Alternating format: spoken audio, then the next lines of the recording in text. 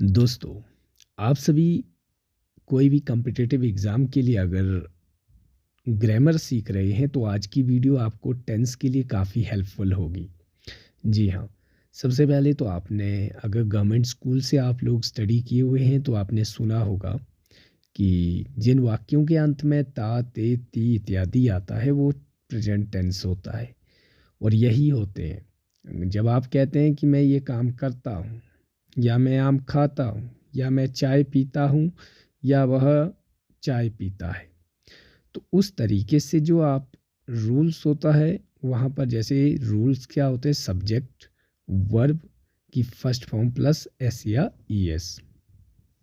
देखिए, डू का जो यूज़ होता है, जो हेल्पिंग वर्ब यूज़ होती है प्रेजेंट टेंस में, वो होती है डू एंड डज।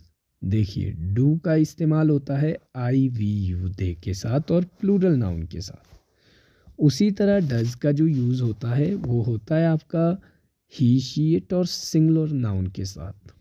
हालांकि मैंने आपको एक कुछ चीज़ें यहाँ पे प्रेजेंट कॉन्टिन्यूस टेंस की जो हेल्पिंग वर्ब्स है जैसे इज एम आर है वो भी आप देख सकते हैं। For an example, I am, he sheet के साथ इज का यूज़ होता है और प्लूरल नाउन जैसे दे, यू के साथ और वी के साथ जो है हम आर का यूज़ करते हैं। फॉर एन एग्जाम्पल यहाँ पर बात करते हैं प्रेजेंट टेंस के बारे में। देखिए, मैंने कहा कि मैं आम खाता हूँ, आई ईट मैंगो। उसी तरह अगर यहाँ पर वर्ब की फर्स्ट फॉर्म है, जैसे फॉर एन एग्जाम्पल यहाँ पर वर्ब की हमेशा कौन सी फॉर्म का यूज़ होता है, वो होता है वर्ब की फर्स्ट फॉर्म। और हमारा जो सब्जेक्ट है अगर वो third person he she it हो तो हम वर्ब की फर्स्ट फॉर्म के साथ एस या ई एस लगाते हैं, जैसे आई ईट मैंगो।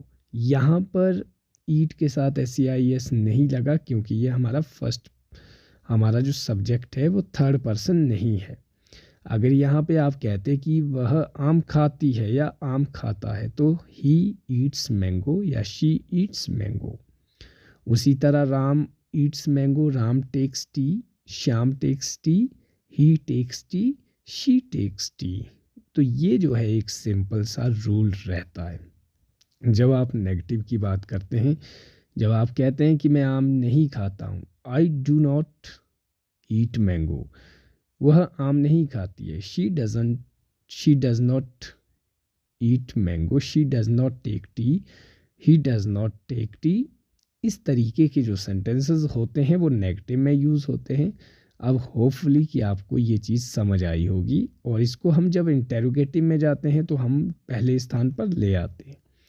आपको इतना बेसिक सा कॉन्सेप्ट जो है वो समझ आ गया होगा। डू और डज जो है आपकी प्रेजेंट टेंस की हेल्पिंग वर्ब है।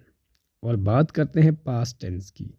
पास्ट एंड डेफिनेट टेंस में आप देखते हैं वर्ब की जो अफर्मेटिव सेंटेंसेस होते हैं वहाँ पर वर्ब की सेकंड फॉर्म का यूज़ होता है, जैसे मैंने बाग देखा, मैंने किताब लिखी, I saw a tiger, I wrote a book.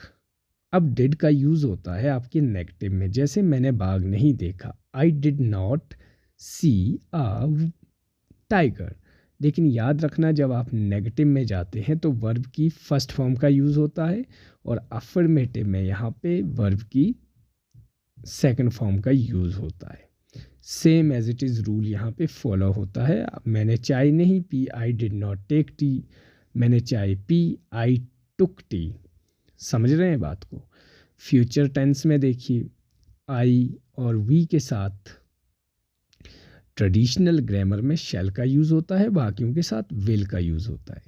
मैं चाय पीऊँगा, आई शैल टेक टी, हम चाय पिएंगे, वी शैल टेक टी। और बाकियों के साथ जितने भी बचे वो उनके साथ विल का यूज़ होता है, ये ट्रेडिशनल ग्रामर की बात करें तो। अदरवाइज विल जो है वो डिटर्मिनेशन के साथ, जब आप प्रॉमिस करते हो डिटर्मिनेशन की मैं इस काम को करूँगा, I will do this work definitely, ठीक है, I will come there definitely. तो जब आप इस तरह का एक संकल्प करते हैं देन वी यूज़ विल, किसके साथ, आई और वी के साथ। देखिए प्रेजेंट कॉन्टिन्यूस टेंस, वहाँ पर जो हेल्पिंग वर्ब है दैट इज एम आर और वर्ब की first form plus I N G. जब आप जैसे रूल एज इट इज़ देखिए, आप राम खाना खा रहा है, राम सब्जेक्ट आ गया, राम ही शी इट, और राम के साथ क्या आएगा, is. Ram is eating mango या फूड, वर्ब की फर्स्ट फॉर्म प्लस आईएनजी। वैसे ही आप कहते हैं कि वह किताब पढ़ रही है, she is reading a book. मैं गाना गा रहा हूँ, I am singing a song. फिर पास्ट कॉन्टिन्यूस टेंस में हम खाना खा रहे थे, वी वर, और मैं खाना खा रहा था, आई वॉज।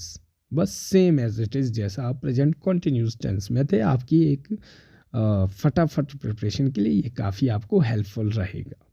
उसी तरह फ्यूचर कॉन्टिन्यूस में है विल बी और शैल बी। जैसे विल का यूज़ होता है आई और आपका जो शैल का यूज़ होता है आई और वी के साथ, बाकियों के साथ विल, वैसे ही यहाँ पे ऊपर के जैसा रूल रहता है। जैसे आप कहते हैं कि मैं खाना खा रहा हूँगा या वह गाना गा रहा होगा, उसी तरह आप खाना खा रहा है होगा, खा रहा होगा, जैसे आप कहते हैं Ram will be eating food, will be plus verb की फर्स्ट फॉर्म प्लस आईएनजी। वह लिख रहा होगा, he will be writing a letter whatever. और आप कह रहेंगे कि I shall be taking tea, I shall be running. इस तरह से आप सेंटेंस को बना सकते हो। फिर आप देखते हैं present perfect tense. Present perfect tense हो या पास्ट परफेक्ट टेंस हो या फ्यूचर परफेक्ट टेंस, एक बात याद रखिएगा, यहाँ पर वर्ब की हमेशा थर्ड फॉर्म का यूज़ होता है। जैसे प्रेजेंट परफेक्ट टेंस है, यहाँ पर वर्ब की जो थर्ड फॉर्म होती है और हेल्पिंग वर्ब हैज़ और हैव का यूज़ होता है। जैसे आप कहते हैं आई वी यू दे के साथ हैव का यूज़ होता है, शी शी इट और सिंगुलर नाउन के साथ हैज़। मैं खाना खा चुका हूँ, I have eaten the food, I have taken tea. इस तरीके के जो सेंटेंस होते हैं वो हैव प्लस वर्ब की थर्ड फॉर्म, और हैड मैं खाना खा चुका था, I had eaten the food. ठीक है, दे हैड ईटन, यहाँ पर पूरा सेंटेंस ही हैड में जाता है, इसलिए ज़्यादा टेंशन लेने की ज़रूरत नहीं है। वैसे ही आपका जो फ्यूचर परफेक्ट है वहाँ पर आप देखेंगे विल हैव बीन, जो विल हैव, शैल हैव, ठीक है, सॉरी नॉट बीन, बीन जो है वो बाद में आएगा जब आपका प्रेजेंट परफेक्ट कॉन्टिन्यूस टेंस चलेगा, पास्ट परफेक्ट कॉन्टिन्यूस चलेगा और फ्यूचर परफेक्ट कॉन्टिन्यूस। यहाँ पे आपका विल हैव और shall have, I shall have eaten the food, ठीक है, we will have, we shall have eaten the food, और बाकियों के साथ ही विल हैव टेकन टी। तो ये जो सेंटेंस है वो चलता है फ्यूचर परफेक्ट कॉन्टिन्यूस टेंस में, फ्यूचर परफेक्ट टेंस में। और उसके बाद प्रेजेंट परफेक्ट कॉन्टिन्यूस में जब आप देखते हैं has been, had been, have been, और पास्ट परफेक्ट कॉन्टिन्यूस में हैड बीन, ठीक है, और फ्यूचर परफेक्ट कॉन्टिन्यूस टेंस में विल हैव बीन।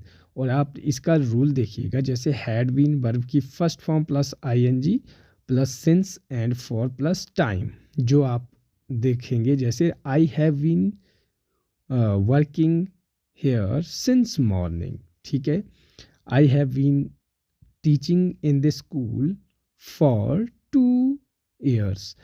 जो फॉर के बाद जो टाइम आ रहा है, ठीक है, ये एक बेसिक सा रूल है, अगर आप लोगों ने ग्रामर पढ़ा है तो आपको अच्छे से समझ आ रही होगी।